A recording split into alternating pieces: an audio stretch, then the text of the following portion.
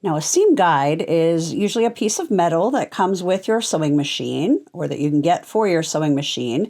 It's slightly pointy on that end so that you can put it into your foot.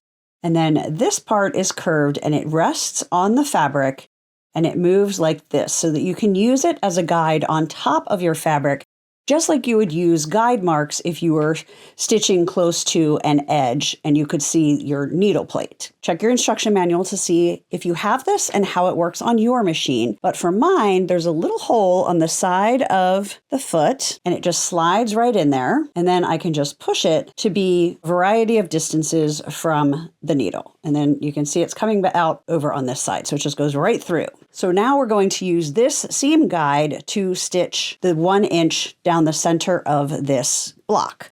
So that means we need to set it an inch from where the needle is. So what I'm going to do is I'm going to take my ruler and I'm going to put the 1 inch mark right under the needle. Now I'm going to use my hand wheel and I'm going to move my needle down just a teeny bit. We're not going to try and sew through a ruler because that's not going to end well for anyone. But I just want to make sure it's hitting that 1 inch mark. I'm going to push the seam guide so that it is right on the side of that ruler. So that means when the seam guide is to the outside of this seam, we will be stitching 1 inch from that seam line.